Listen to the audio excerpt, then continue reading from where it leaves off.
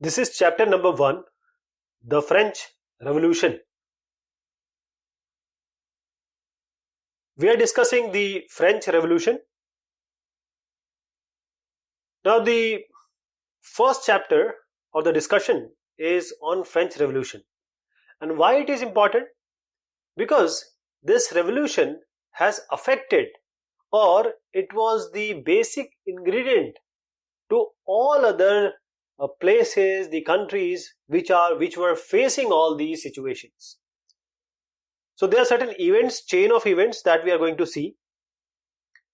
The one incident or one event is on the morning of 14th July 1789.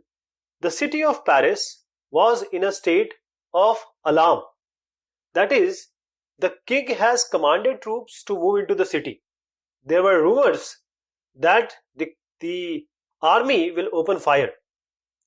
700 men and women, they gathered in front of town hall and they decided to form People's Militia. Finally, what happened?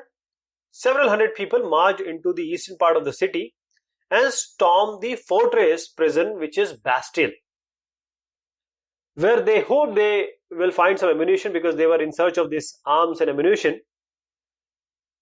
And in this fight, the commander of the Bastille was killed, and prisoners, 7 prisoners, only 7 were there, they were released. And because the Bastille was hated by all, because it stood for the despotic power of the king, that means this wall or this fortress was demolished and it stood, and people hate them, stood because of as a representation of the king. And this is how it happened. They actually entered and it was demolished, and this is the picture of the demolished Bastille. And this is the fortress. And after that, there were various riots both in Paris and the countryside. And what was the reason? Bread, which is the basic thing in our life. Most of the people, they were protesting against the high price of the bread. But most of the historians, they looked upon this time as the event that led to finally the revolution take place, the changes take place, and the execution of king in France. So in order to know that why this event happened, why people were so angry, why they were wanting a revolution, was in 1774, Louis XVI of the Bourbon family of kings, he ascended the throne of France. 20-year-old, he married Austrian princess Antoinette, Marie Antoinette. But as he gained this, you can say, accession, he saw that the treasury is empty. There is no money. Because of the war, the financial resources have drained out.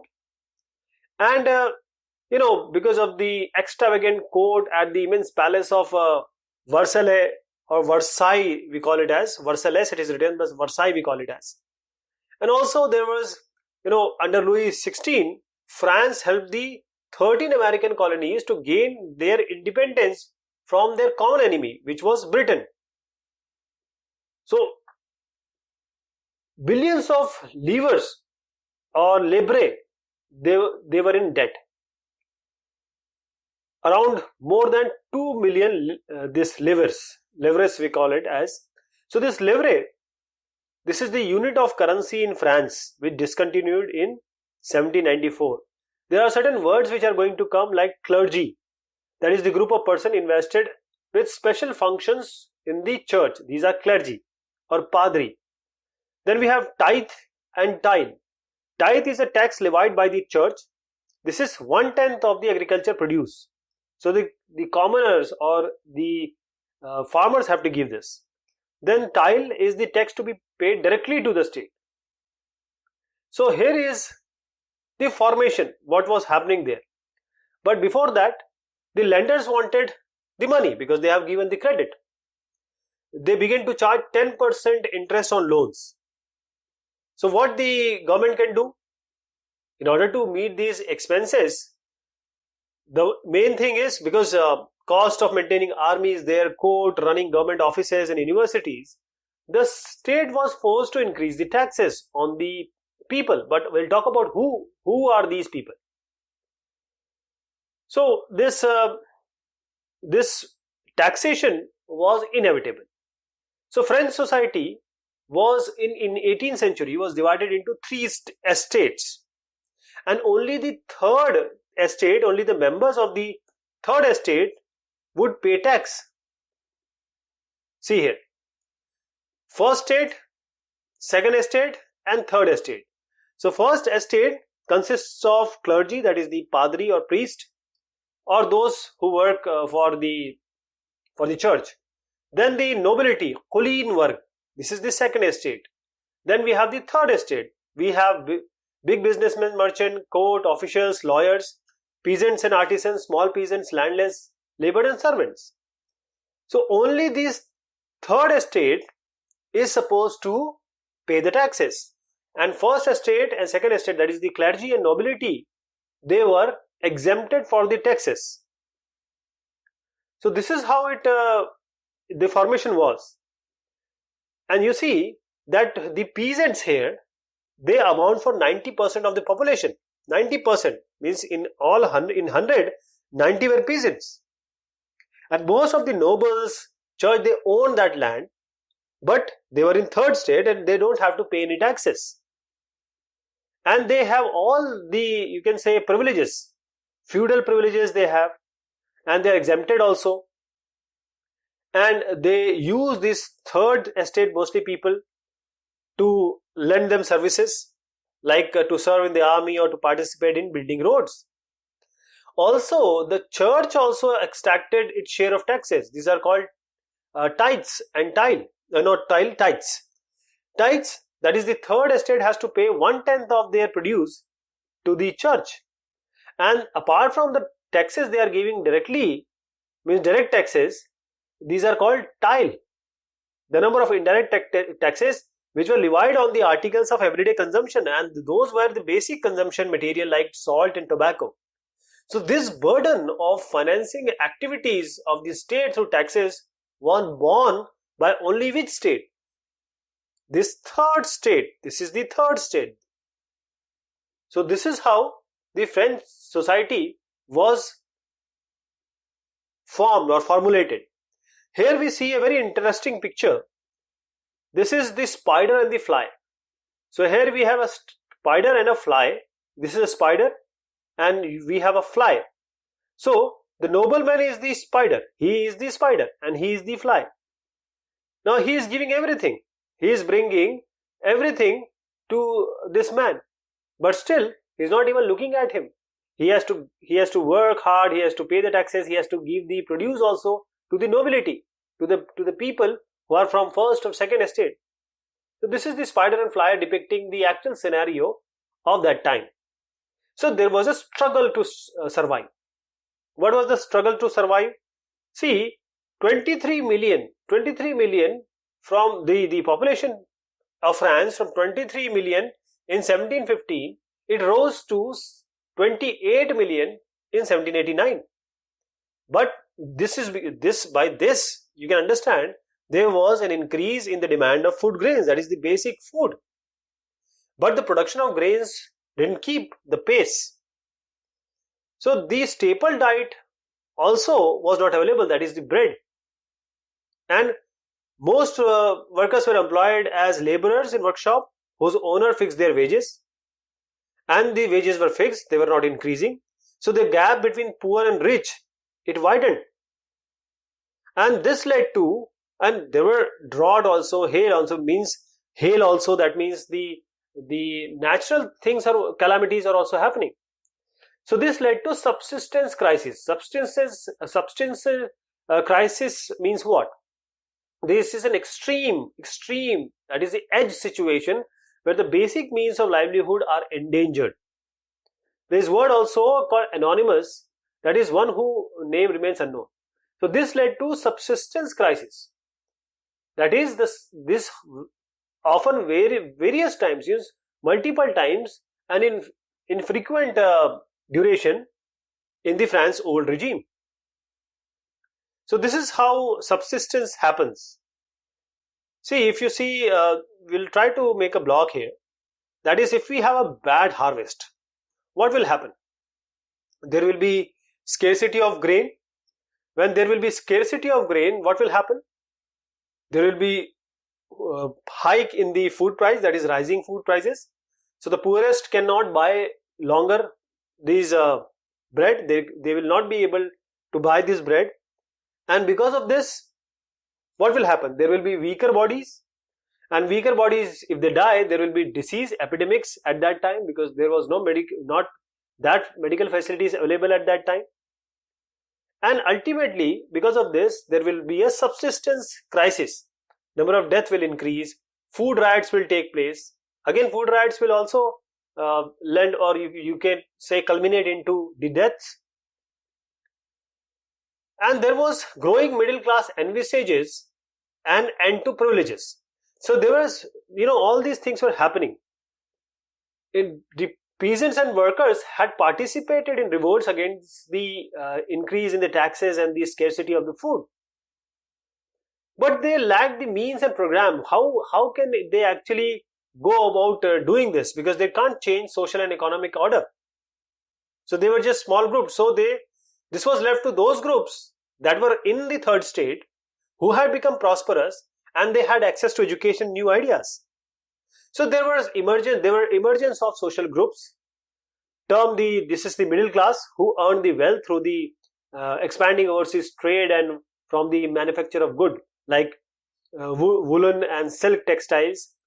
So they got rich. In addition to merchants and manufacturers, the third estate, which were paying taxes, included professionals like lawyers and administrative officials. They were well educated. So they thought, or they proposed, that the person's social position should be on the merit, not because just he or she is a kid of some first or second estate. So these ideas envisaging a society based on freedom and equal laws and opportunities to all were put forward by philosophers like John Locke, Jean Jacques Rousseau. So he wrote something. In his two treatises of government, Locke sought to refute the doctrine of divine and absolute right of the monarch.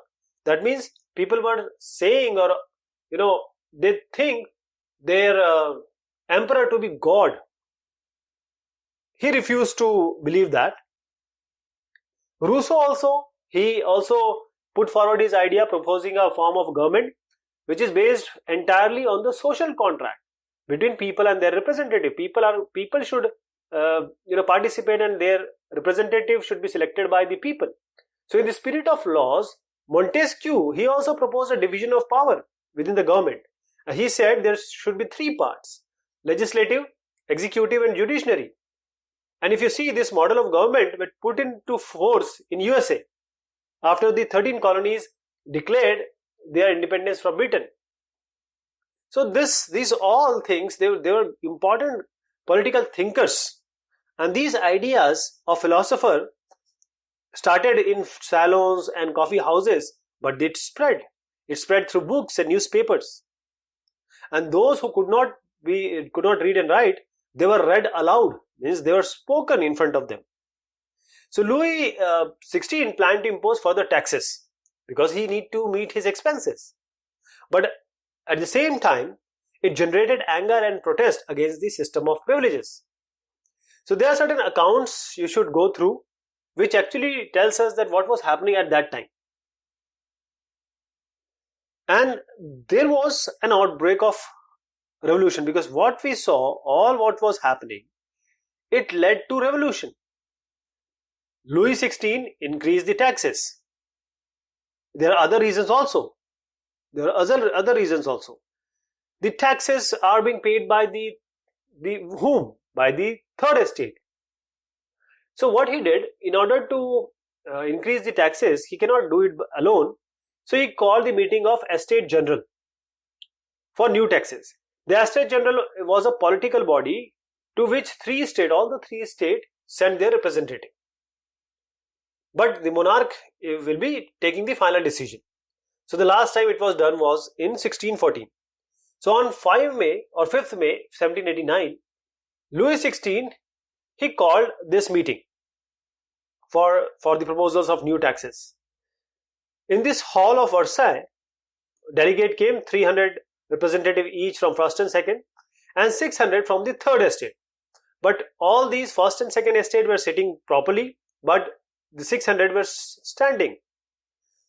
And even if you see the third state, peasants, artisans and women, they were denied to come. But they managed to send 40,000 letters in order to whatever their grievances are, demands are, they put forward. So voting, after that, what voting has to be done means all these state, one vote has to be put. But the members of the third state, they said everyone has, or even single member has to have a right to vote. But it was being denied. Like Rousseau in the social contract, that one vote has to be given to everyone. King rejected. But because of the rejection, the third estate simply walked out of the assembly. And after they walked out, they formed, because there was a meeting. On 20 June, they assembled these third front or third estate, assembled in the hall of indoor tennis courts in grounds of Versailles, and they declared themselves a national assembly. And they swore not to disperse this assembly till they had drafted a constitution for France. And this constitution should limit the powers of the monarch, like the Louis XVI. And they were led by the people were Mirabeau and Abbe CS. And Mirabeau, actually he was from a noble family, but he had this idea of society of feudal privilege. He need to do away with this feudal privilege. He doesn't buy this argument. So he also brought out a journal and wrote certain things about this. And this is the court meeting or the Versailles meeting that we were talking about. This is a picture of that, where the National Assembly was decided or being formulated. So now the National Assembly, they were drafting the constitution. The France was in turmoil. There was severe winter, bad harvest. Because of this, the price of bread rose, and bakers exploit this situation. The people would not get, even after standing in the queue for long, they don't get. So there was a turmoil, and people, the crowd were actually fighting to get their basic needs, and they stormed and destroyed the Bastille, as we just started our discussion describing this. And there were various rumors also that something will happen, and there were some fights because of this, and this was all happening. If you see, this is the spread of the great fear just because of the mouth publicity, or you can say because of the rumors. And this is these arrows, they are showing the spread of, or you can say the map is showing how bands of peasants, they spread from one point to another. And when this Louis XVI, he actually found, and he recognized that this is going against him, he recognized the National Assembly and accepted the principle of that his power would now be checked by the Constitution. So on the night of 4th August 1789, the Assembly passed a decree abolishing the feudal system of obligation and taxes. The clergy, that is the first estate, they were also forced to give up their privileges. The tithes were abolished, that is the 1/10, you can say, tax paid to the clergies, and land owned by the church were confiscated. So the government got 2 billion livres. There are certain words, that is chateau, and this chateau, castle or stately residence belonging to a king or a nobleman. There is a word called manor, an estate consisting of the lord's land and his mansion. Now finally, the things were happening. So France becomes a constitutional monarchy. Still the monarchy was there, but there was constitution also. So what happened there? The National Assembly completed the draft in 1791 of the constitution. The main objective was to limit the power of the monarch, that is the Louis XVI at that time. And they don't want to concentrate the power in single hand, individual hand. So they separated, they assigned to different institutions the powers, that is the legislature, executive and judiciary. And this made France a constitutional monarchy. So this is the picture how this new political system worked. So here we have two types of citizen. One is active citizen, one is passive citizen. Active citizens means these active citizens, they are entitled to vote. About 4 million of a population of 28 million, that is still around 18. You see, 18 million could not vote. And for passive citizens, they have no voting rights. About 3 million men, women, children and youth below 25 could not vote. So these active citizens will vote. They will elect 50,000 men, and these 50,000 men will elect or select the National Assembly. This National Assembly will have full control on the king and the ministers. And then these active citizens will directly vote to form a judge. This is judiciary. So this is judiciary, this is executive, and this is your legislature. So the constitution vested the power to make laws in the National Assembly indirectly to the common man, people, but there are only 4 million of them. Okay. Not all citizens, as we said, only men above 45 years of age who paid taxes equal to at least 3 days of labor wage. They were given the status of active citizen, otherwise all else were passive citizens. And to qualify as an elector and then a member of the assembly, a man had to belong to the highest bracket of the taxpayers. That is, they have to pay a lot of tax, only then they can come to this bracket. So let me tell you again that who were entitled. Only the men which are 25 plus, first of all, of age, who paid taxes equal to at least 3 days of labor. So 3 days of labor, this 3 days of labor, say some amount is there, say 100 unit, that is dollar, it can be livre, it can be anything. So if he is working or she is working for 3 days, so 100 into 3, that is 300 livre or whatever unit is there, they need to pay taxes. Only then they are allowed to vote. So the constitution began with the declaration of the rights of man and citizens. So this was the basic first thing it said. Rights like the right of life, freedom of speech, freedom of opinion, equality before law were established as natural and inalienable rights. That is, they belong to each human being by birth and they cannot be taken away. So it is the duty of the state to protect each citizen's natural rights. If you see this picture, this is the Declaration of the Rights of Man and Citizen, painted by artist Le Barbier in 1790. And if you see this is France, and this is the law depicting women, depicting France and law.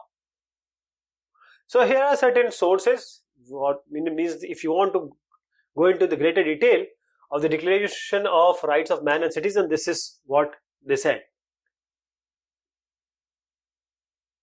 There are some political symbols. So at that time, the majority of people, they were illiterate. They could not read or write. So images were used.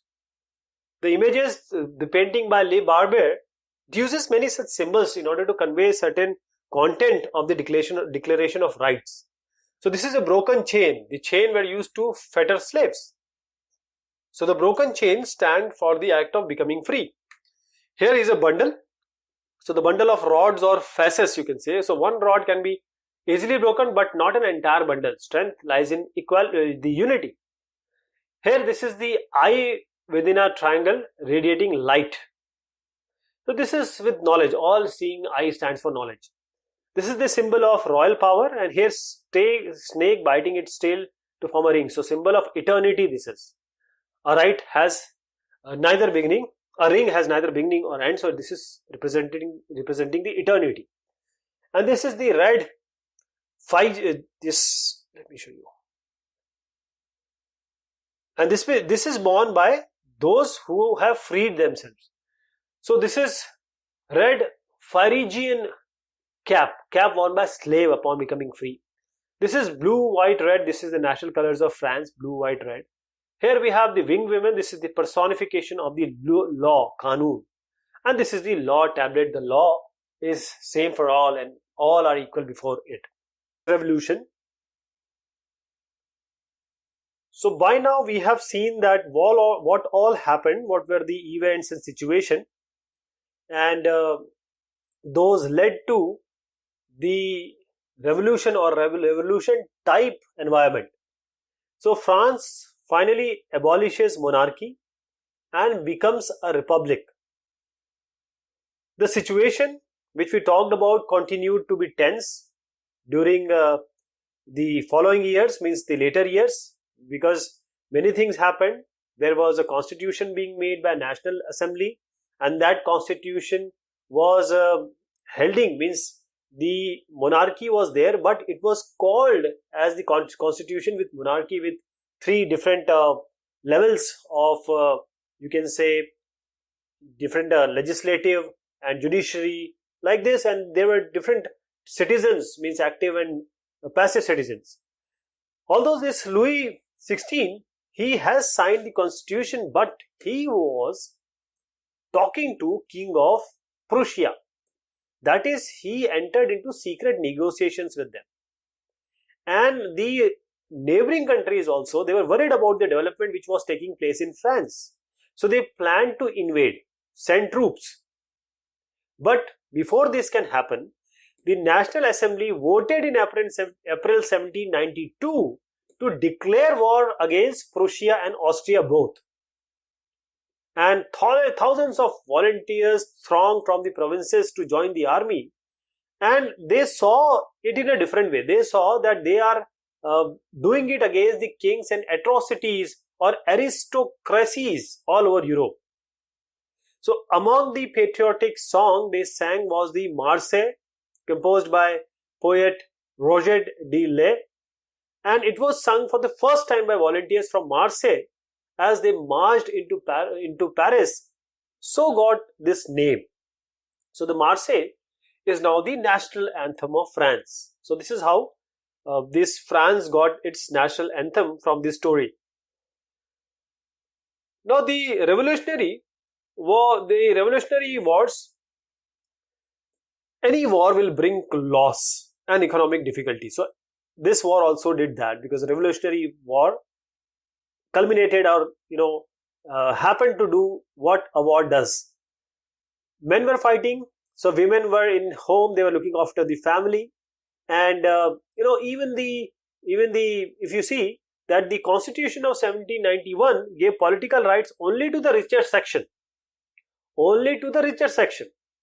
their political clubs become an important rallying point for people who wish to discuss government policies, and they would need to form their plan, because they want this revolution, that is larger section of population. They were convinced that the revolution had to be carried further.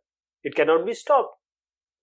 So there were certain clubs, and most importantly the successful clubs was Jacobins, which got its names from the former convent of Saint Jacob in Paris. That is why Jacobins. Women also took part, and we'll talk about that later. So the member of the Jacobin club, this belonged mainly to the less prosperous section of the society, which include shopkeepers, artisans like the shoemakers, pastry cooks, watchmakers, printers, the servants and daily wage workers. And their leader was Maximilien Robespierre. So a large group among the Jacobins, they decided to start wearing long striped trousers similar to those worn by dock workers, like this. So this was why. This was to set themselves apart from the fashionable section of society, especially nobles who wore knee breeches, means up to knee. So they started wearing the full pants, you can say. There's a word came which was convent. So building belonging to a community devoted to a religious life. So why they started wearing that? It was just a way, or you can say symbol, to proclaim the end of the war wielded by the wearers of knee breeches. And these Jacobins, they were known as sans-culottes, which means those without knee breeches, wearing whole. So this was you can say these sans-culottes mean, or the men, for men, this means that they wore in addition to red cap. That means they were wearing red cap that symbolizes liberty. But women were not allowed to do so. This is a famous painting. This is this rare painting of a woman artist. And this is revolutionary events that made it possible for women to train with established painters and to exhibit their work in the salon, which was an exhibition held every 2 years. So this painting is indicating female allegory of liberty. That is, the female form symbolizes the idea of freedom. So in summer 1792, the Jacobins planned an insurrection of a large number of these Parisians who were angered by the short supplies of and high prices of the basic food. On the morning of August 10, they stormed the palace of the Tuileries, massacred the king guards, and held the king himself as hostage for several hours. And then later, they imprisoned the assembly voted to imprison the royal family. Elections were held, and now on, all the men who are 21 plus, regardless of wealth, they can vote. So the newly elected assembly was called convention now. On 21st September 1792, it abolished the monarchy, and now the France is declared as a republic. Republic is what? It is the type of government where the people elect the government, including the head of the government also. There is no place for the monarchy. Okay. Louis XVI was sentenced to death by court on the charge of treason. Treason is what? It is the betrayal of one's country or government. And later, her wife also met the same fate. On 21st January 1793, Louis XVI was executed publicly at the Palais de la Concorde. But there was a reign of terror. That is a point or a duration from 1793 to 1794. This was referred to as reign of terror. Atank ka samay. Robespierre, he followed a very strong policy of, very severe policy of control and punishment. All those whom he saw as enemies, like the enemies of the republic, like ex-nobles, clergy, member of the political parties, even the member of his own party, who would not agree with him, they were arrested, imprisoned, and then tried by the revolutionary tribunal. It is, if the court found them guilty, they will be guillotined. Guillotined. This is guillotined. The guillotine actually is a device consisting of two poles and a blade with which a person is beheaded. It was named after Dr. Guillotine, who made it. So this is of this form. These are two poles. Here we have a place to put head of the person who is going to be beheaded, and here we have a very sharp knife, very heavy, you can say blade, not knife, blade. So just it is left to come down with full force, and the person who is here, he will be beheaded. So Dr. Guillotine invented it. So Robespierre government, it issued law placing a maximum ceiling on wages and prices. Meat and bread were rationed. Peasants were forced to transport their grains to the cities and sell it at the fixed price by the government, the price which are fixed by the government. And the use of expensive white flour was forbidden. All the citizens were required to eat the pain, that is equally bread, that is, this is the French name, so we can call it as bread, a loaf made of whole wheat. So equality was also sought to be published in speech, also in address. So rather than calling traditional monsieur like sir and madame as madam, the Frenchmen and women are henceforth citoyen and citoyenne, like female and male citizen. Churches were shut down, or either they are converted into barracks or offices. Now Robespierre, he pursued his policies so relentlessly that even his supporters, they were angry. They began to demand moderation. Finally, he was convicted by the court in July 1794, and he also was guillotined.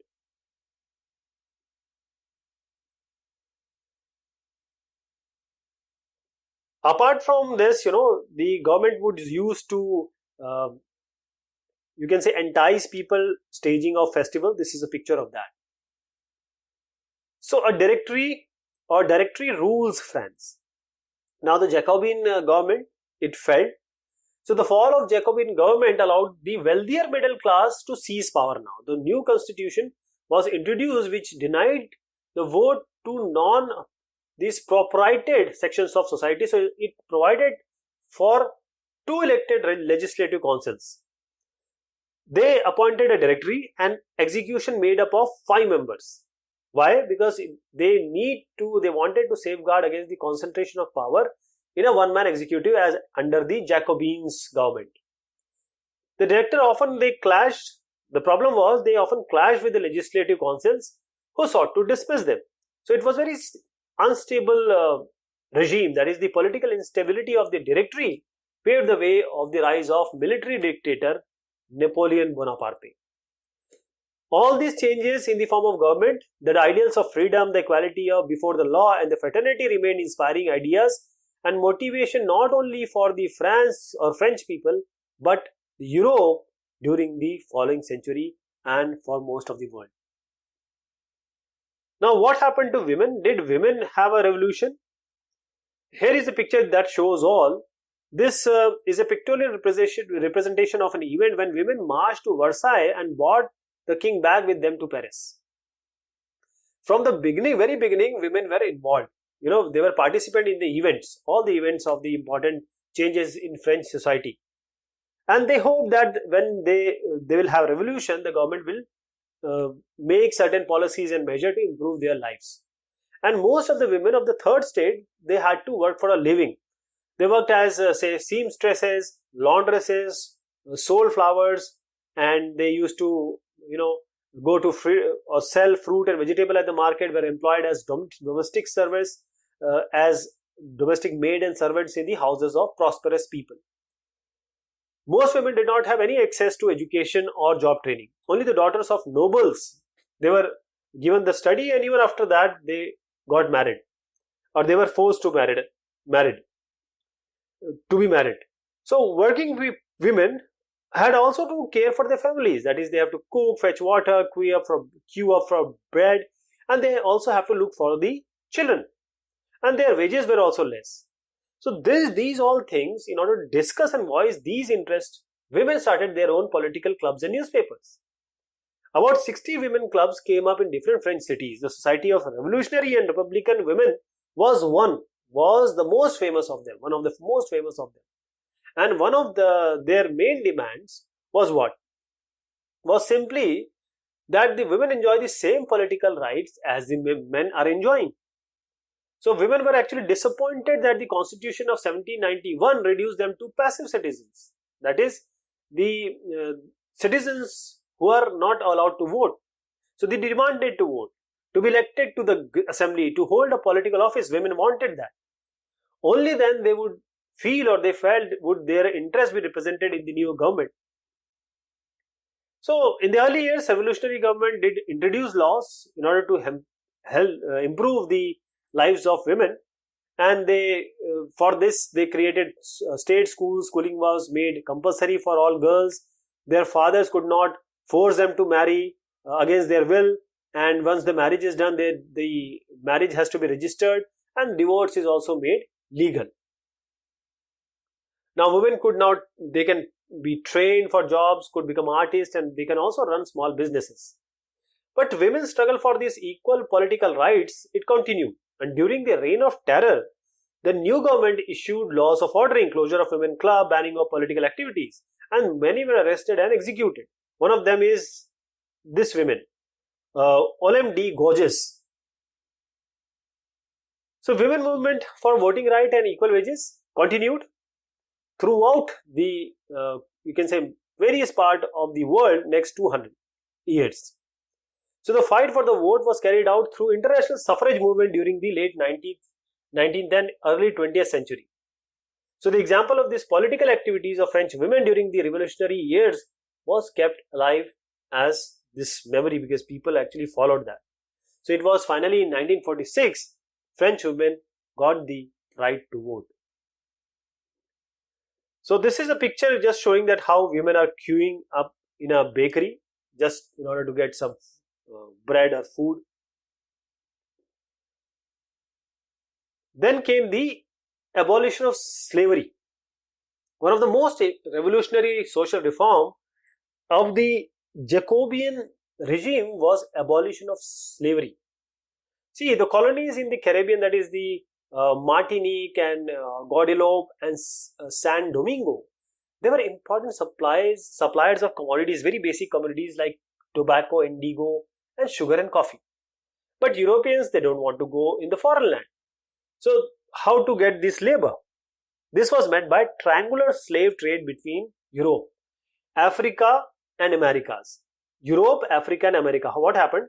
The slave trade began in the 17th century. French merchants sailed from the port of Bordeaux and Nantes to African coast, where they bought slaves from the local chieftains. Branded and shackled, these slaves, they are packed tightly into the ships for 3-month-long voyage across the Atlantic to the Caribbeans. There they were sold to plantation owners. The exploitation of the slave labor made it possible to meet the growing demand in the European market for sugar, coffee, indigo. You see, these Bordeaux and Nantes, the port cities, they because of this, they were economically prosper because of the flourishing slave trade. So this is just an emancipation of slaves. Here you see, this is there are two things written: the rights of a man, and then we have the inscription below, which is the freedom of the unfree. A French woman is preparing to civilize the African American Indians slaves by giving them European clothes. These are the European clothes. They wanted them to become like them and to be, you can say, become civilized like them. So throughout this 19th century, no criticism or less criticism was there for this slavery. The National Assembly held long debates for the rights of man and for the colonies, their colonies also, but they did not pass any law fearing opposition from the businessmen who are actually into this slave trade. So it was finally the convention which in 1794 legislated to free all slaves in the French overseas possessions. But it was turned down shortly for short. It was very short-term measure. 10 years later, Napoleon Bonaparte, he reintroduced the slavery. The plantation owner understood their freedom as including the right to enslave African Negroes. These who are Negroes, the term used for the indigenous people of Africa, or you can say south of Africa, African desert Sahara. It is derogatory term and we don't use it now. It is very derogatory. So these African Negroes, in pursuit of their economic interests, slavery was finally abolished in French colonies in 1848. So how this triangular thing was done? It was like this. Okay, just this is Europe.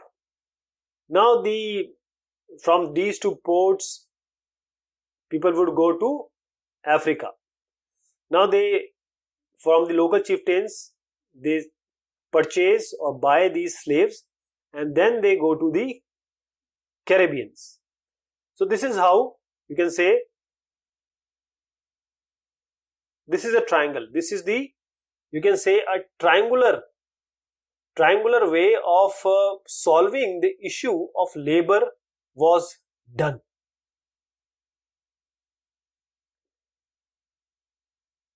Now here, what was the everyday life at that time? At that time, you see that this after 1789 in France, there were certain changes in the lives of men and women and children. The revolutionary government took it upon themselves to pass law that would translate the ideas of liberty and equality.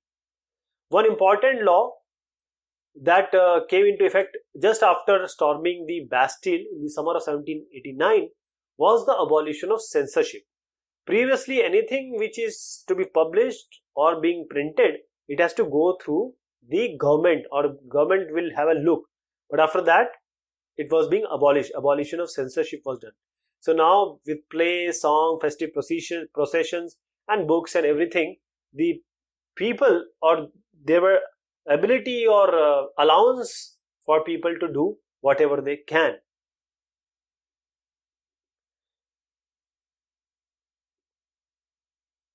This is the picture of Napoleon Bonaparte. He is crossing the Alps. So in 1804, Napoleon Bonaparte crowned himself as the Emperor of France. Now he set out to conquer the neighboring European countries, dispossessing the dynasties and also creating kingdoms where he placed members of his family. Napoleon saw his role, or he was thinking that he is going to modernize the European countries, or Europe. He introduced many such laws like the protection of private property, uniform system of weights and measures provided by the decimal system. But initially people saw Napoleon as a liberator that would bring freedom for the people. But soon they understood that the Napoleon army is actually an invading force. He actually lost in 1815 in Waterloo. He was defeated. And after a long time, then he was recognized that he was not actually the people man. The ideas of liberty and democratic right were the most important legacy of this French Revolution. That is why we are trying to learn it. These spread from France to rest of Europe during the 19th century, where these feudal system were eventually abolished. Colonies people reworked the idea of freedom from bondage into the movement to create the sovereign national state. This happened in various places. In India also, Tipu Sultan, Ram Mohan Roy, they were individuals who actually got influenced or responded to the ideas which were coming from revolutionary France. So this is how it happened. People, because of the regime, they got angry. They fought against them in order to get the basic rights that is available to everyone, and that has to be available to everyone from the birth. And they fought, and they finally got the way of life that they wanted to. And this actually sparked a new discussion, and that helped for the other countries or people. They got influenced, and these people finally took revolt, or even the government understood, and then they had a better life. Not very good, but better life after that. Thank you so much.